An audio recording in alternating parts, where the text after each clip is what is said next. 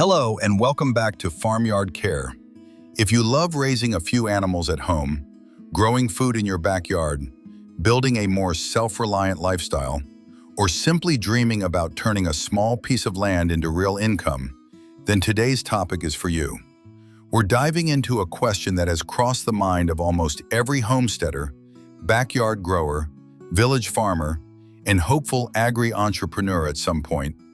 Can you really earn big money from local chickens, or is it a waste of time?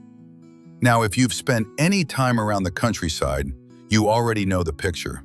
Local chickens are everywhere, scratching through the soil, roaming freely, surviving heat, rain, rough conditions, and somehow still managing to keep going. They look tough, independent, and almost effortless to raise. And that is exactly why so many people are drawn to them. Because the idea sounds so simple, doesn't it?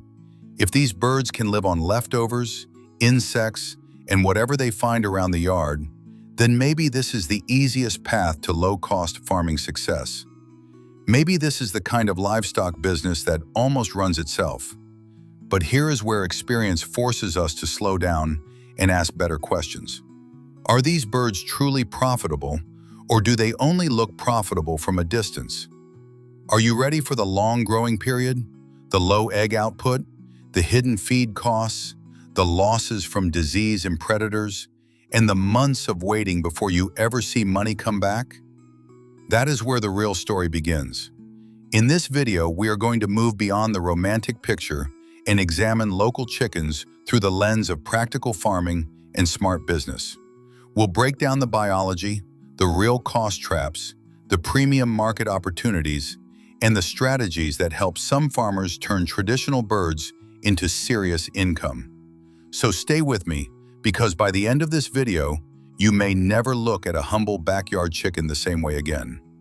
And if you enjoy honest, useful farming insights like this here on Farmyard Care, make sure you subscribe to the channel so you don't miss the next part. Part 1. The romantic illusion versus the harsh biological reality. Let's begin by getting clear about what we mean when we say local chickens. We're talking about traditional indigenous birds, the village strains that have adapted over generations to the local climate, local feed sources, and local farming conditions. These are not modern hybrid broilers designed for speed. These are the old survivors. They are hardy, alert, and far more adaptable than many delicate imported breeds. In many places, they can live on table scraps, weed seeds, insects, and whatever they manage to find while scratching around the yard. And for someone starting small, especially with limited money, that picture feels incredibly attractive. It is easy to look at these birds and think, this must be the safest and simplest poultry business in the world. But this is exactly where the romantic image begins to clash with biological reality. A bird that survives well is not always a bird that earns well. The same traits that make local chickens excellent at surviving in rough village conditions can become serious weaknesses when you try to turn them into a profitable meat or egg business. The first hard truth is growth speed. A pure local chicken usually needs around 120 to 180 days, sometimes 5 to 6 months, just to reach a modest market weight of about 0.8 to 1.5 kilograms. Now compare that with a commercial broiler, which can reach around 2.5 kilograms in only 35 to 45 days. That difference changes everything. Just think about it. You may spend half a year feeding, protecting, and managing one bird before you earn a single dollar back. And eggs are not much different. Many people assume more hens automatically means plenty of eggs, but a typical local hen may lay only 40 to 80 eggs per year. She also stops laying regularly when she goes broody and starts hatching chicks, while a commercial layer can produce well over 300 eggs a year. So now we arrive at the real question. If local chickens grow slowly and lay far less, where does the profit actually come from? To answer that honestly, we have to talk about the one thing that makes or breaks almost every poultry business: feed. Part 2. the unforgiving math of feeding and hidden costs. In farming, time always has a cost. But in poultry, time is even more unforgiving because time turns directly into feed. And feed is usually the single biggest expense on your farm, often taking up 70% to 80% of your total production cost. This is where one important number matters a lot: the feed conversion ratio, or FCR. Commercial broilers are extremely efficient. With an FCR of around 1.5 to 1.8, they need only about 1.5 pounds of feed to gain 1 pound of body weight. That is why they dominate low-cost poultry production. Local chickens are very different. Their FCR may range from 3.5 to 5.0, and sometimes even worse in poorly managed scavenging systems. In simple terms, they eat much more, take much longer, and still produce less meat in the end. On paper, that looks like a terrible business model, and the challenge goes beyond feed alone. When a chicken needs 6 months to reach sale weight, hidden costs begin piling up every day. Your money stays tied up for longer. Your coop space stays occupied. Your labor keeps going in. Your farm cannot turn over birds quickly. Then, if the flock is left unmanaged, things get even worse. Losses from predators, disease, and harsh weather can become devastating.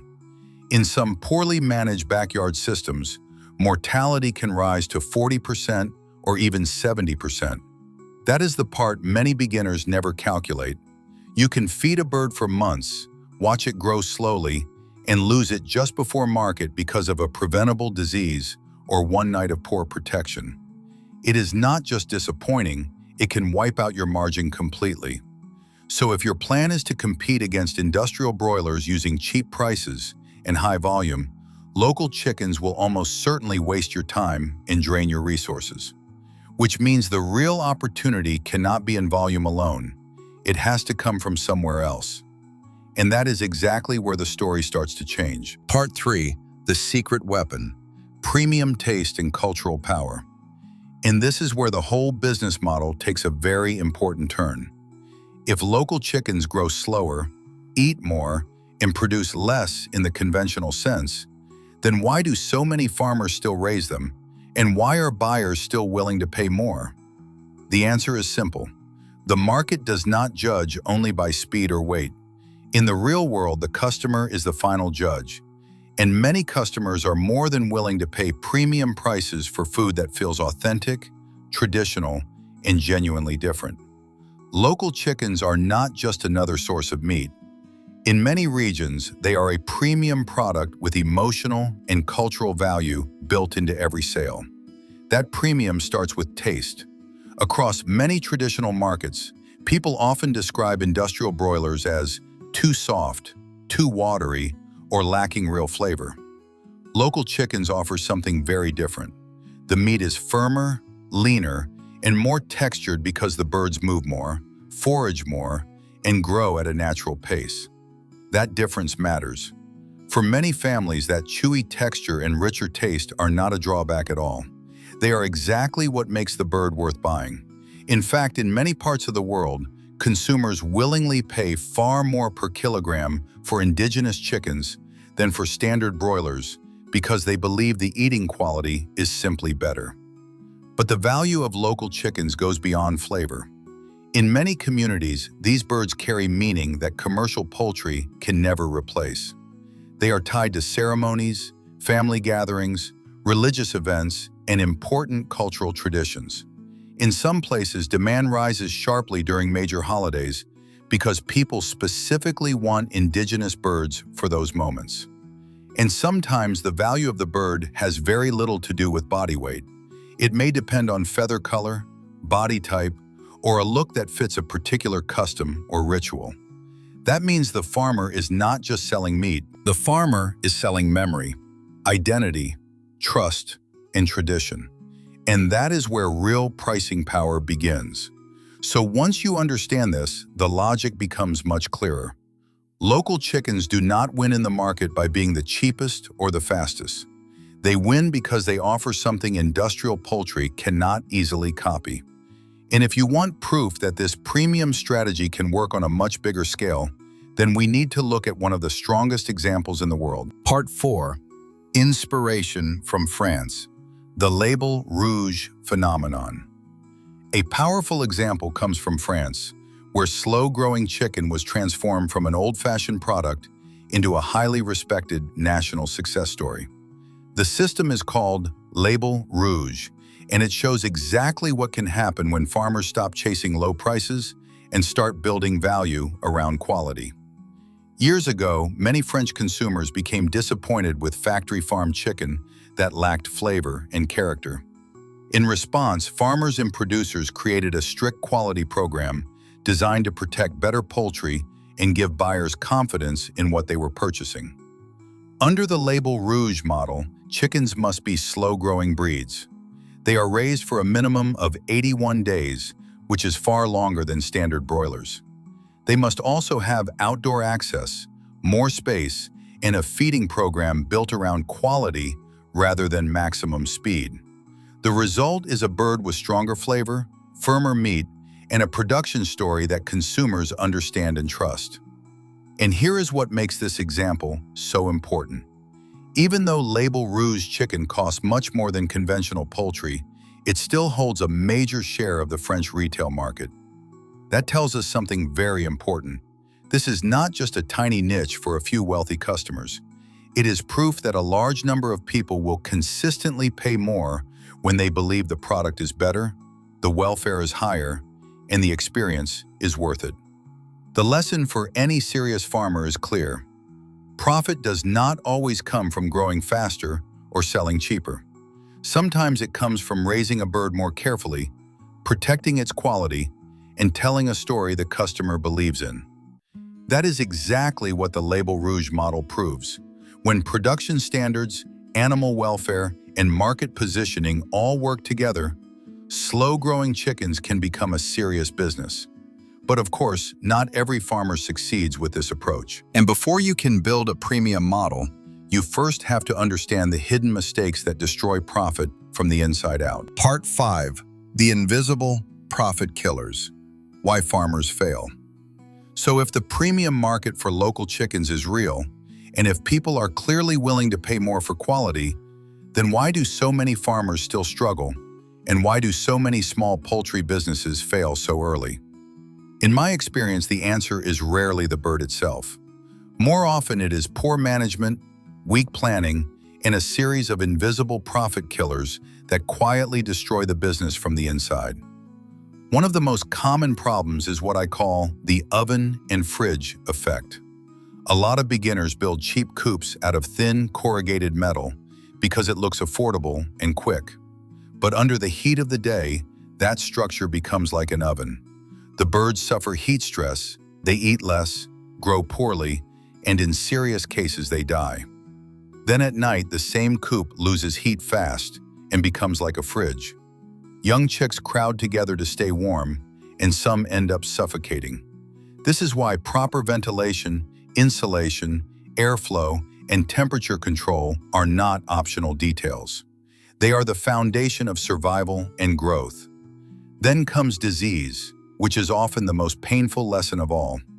Many people still believe local chickens are naturally so strong that they do not need vaccination or a real health program. That belief has ruined countless flocks. Yes, indigenous birds are often tougher than commercial breeds, but tough does not mean invincible. A sudden outbreak of Newcastle disease, fowlpox, or avian influenza can destroy months of work almost overnight. If you rely only on luck and natural resistance, you are not running a farm. You are taking a gamble with your money. Feed loss is another silent problem that many farmers underestimate. If the feeders are poorly designed or badly placed, birds waste expensive feed by scratching it onto the ground. Even a small percentage of daily waste adds up quickly, and in some cases farmers lose a significant share of total feed without realizing it. Then there is the final mistake that ties all the others together: not keeping records.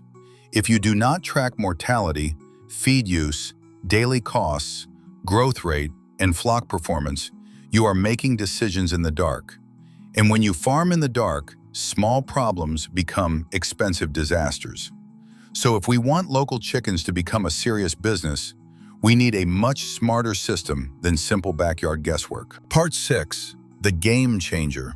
Semi-intensive systems and genomic upgrades. And this is exactly where the game begins to change. If letting birds roam completely unmanaged creates too much risk, but locking them permanently in a commercial-style system destroys the natural image and meat quality that buyers want, then the answer lies somewhere in between. That answer is the semi-intensive system, and for many farmers, it is the most practical balance between productivity, bird welfare, and market value. In a semi-intensive setup, the birds are housed safely at night in a solid, clean, well-ventilated, biosecure shelter. That protects them from predators, theft, cold, heavy rain, and unnecessary disease exposure. It also allows you to manage feed, water, lighting, and health much more effectively. Then during the day, the birds are released into a fenced area or rotational pasture where they can scratch, forage, move freely, and behave like real chickens. That movement matters. It helps build the firm texture and distinctive flavor that customers associate with true local birds, while the controlled nighttime housing dramatically reduces losses. But housing alone is not enough. To really improve profitability, we also need to improve the biology we are working with. One of the smartest strategies is to use improved indigenous breeds or carefully selected crossbreeds that still look and taste like local chickens, but grow faster and survive better. This is already happening in several countries. The Sonali chicken in Bangladesh is a good example. It is a crossbreed that keeps the appearance and eating quality of native birds while reaching market size more efficiently. Similar breeding efforts in other countries have shown that you can improve growth and survival without losing the traditional meat quality that the market values. And this is where modern science becomes a real advantage for farmers. Genetic selection tools are making it easier to identify native lines with better growth, stronger productivity, and better adaptation. The goal is not to turn indigenous chickens into industrial broilers. The goal is to keep the hardiness, flavor, and heritage value while removing some of the biological weaknesses that make the system unprofitable.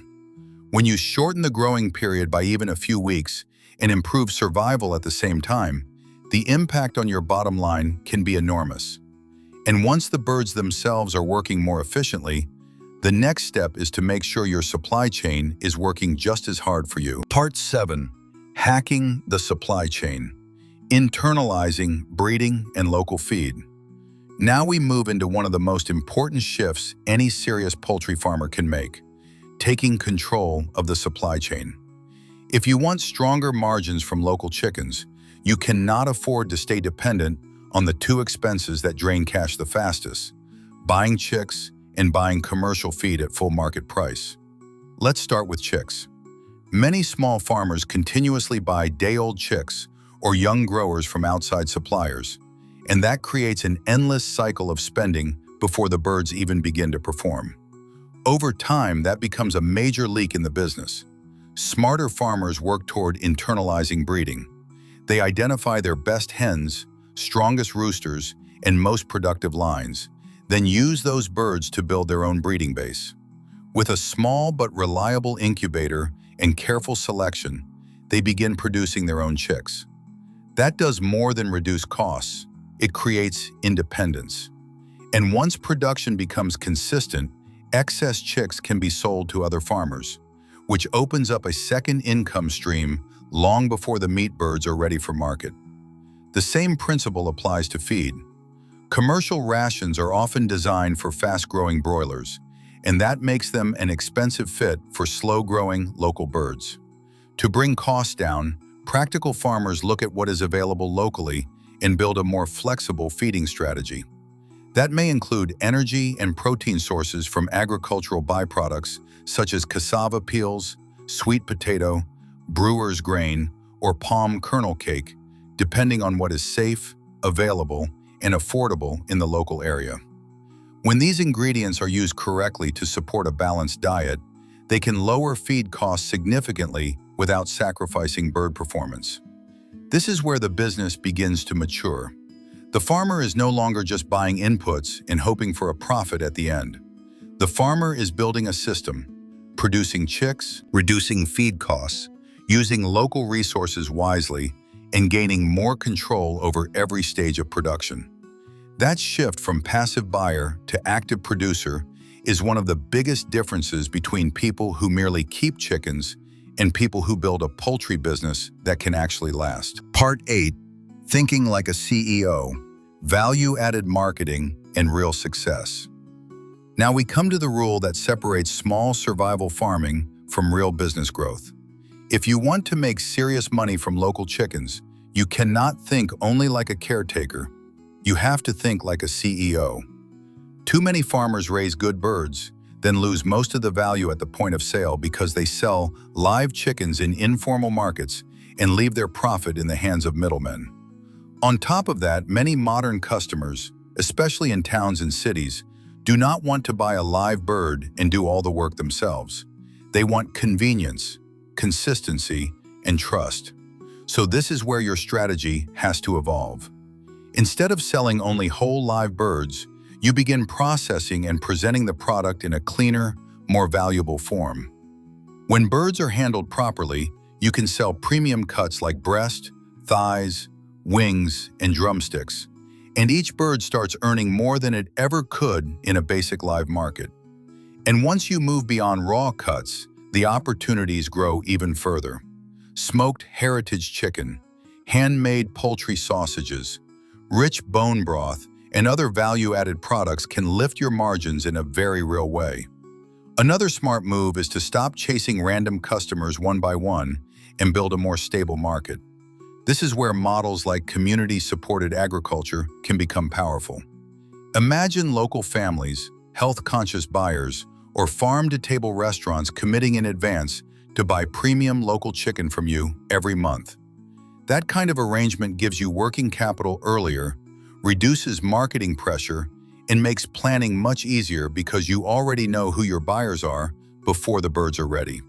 And we already have strong, real-world examples that prove this can work. In Quang Tri, Vietnam, Tran Tan Ngoc saw major potential in the native Gakien breed and built a closed, biosecure system supported by modern incubation technology. His farm now supplies tens of thousands of premium chicks each month and generates substantial annual revenue. Another example is Nguyen Tien Si, who developed a premium herbal chicken model by using carefully selected natural feed ingredients to target customers who want safe, high-quality, antibiotic-free meat. That approach allowed him to reach strong profit margins by serving the right market with the right story. So yes, the opportunity is real, but it does not come from doing ordinary things in an ordinary way. It comes from innovation, positioning, and the willingness to build something smarter than a basic backyard flock. Conclusion: your next big step. So now we can answer the big question honestly. Is raising local chickens a waste of time? If you let them wander without a plan, skip vaccines, ignore feed costs, accept poor survival, and sell them without any real market strategy, then yes, it can absolutely drain your time, your energy, and your money. Birds will grow too slowly, losses will pile up, and the business will struggle to survive. But if you approach local chickens with the right mindset, the answer changes completely. When you protect the flock with a well-managed, semi-intensive system, improve the genetics without losing the traditional qualities people love, control chick and feed costs, and sell into a premium market that values flavor, health, and heritage, these birds can become far more than a side project. They can become the foundation of a strong and sustainable farm business. And that matters now more than ever, because demand is growing for food that feels cleaner, more natural, more ethical, and more deeply connected to tradition. More and more buyers want meat with real flavor and a real story behind it. That means the opportunity is there for farmers who are willing to raise quality instead of chasing speed alone. So the final question is no longer whether local chickens have value. They do. The real question is whether you are ready to farm differently, think more strategically, and build a system that turns that value into profit. Thank you so much for spending this time with me here on Farmyard Care. If this video gave you a new idea, challenged the way you see local chickens, or encouraged you to take your next step with more confidence, make sure you subscribe, leave a like, and share your thoughts in the comments. I would love to know which local chicken breed you admire most and how people raise it in your area. Until next time, keep learning, keep improving, keep your hands in the soil, and happy farming.